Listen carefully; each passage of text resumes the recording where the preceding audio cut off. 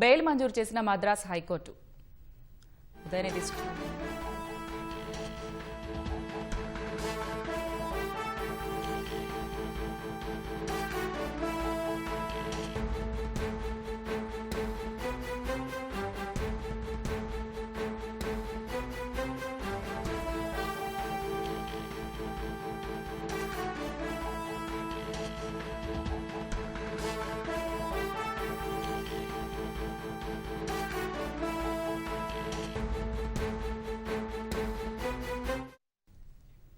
ఉదయనిధి స్టాలిన్ వ్యాఖ్యలపై టీవీకే నేతలు తంజావూరు పోలీస్ స్టేషన్లో ఫిర్యాదు చేయగా 6 సెక్షన్ల కింద పోలీసులు కేసు నమోదు చేశారు.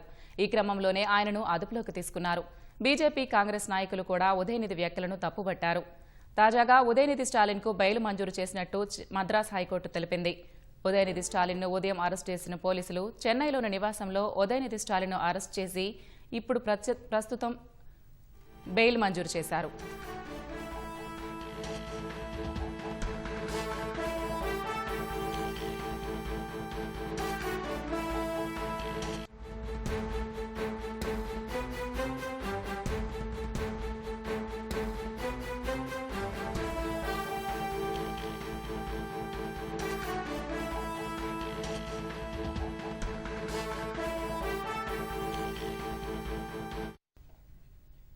ఉదయనిధి స్టాలిన్కు బెయిల్ మంజూరు చేసిన మద్రాస్ హైకోర్టు.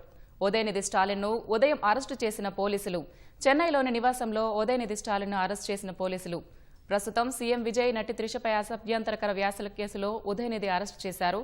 తాజాగా ఉదయనిధి స్టాలిన్కు బెయిల్ మంజూరు చేశారు మద్రాస్ హైకోర్టు తరపున.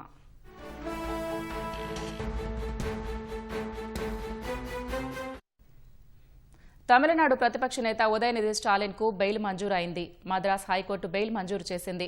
త్రిషపై వ్యాఖ్యలకు సంబంధించి ఉదయనిధి స్టాలిన్ను పోలీసులు అదుపులోకి తీసుకున్నారు. నటి త్రిషపై అసభ్య వ్యాఖ్యలు చేశారంటూ టీవీకే పార్టీ ఉదయనిధి స్టాలిన్పై జాతీయ మహిళా కమిషన్కు ఫిర్యాదు చేసింది. నటి త్రిషను ఉద్దేశించి బహిరంగ సభలో ఉదయనిధి చేసిన వ్యాఖ్యలు అభ్యంతరకరంగా ఉన్నాయని అందులో పేర్కొంది.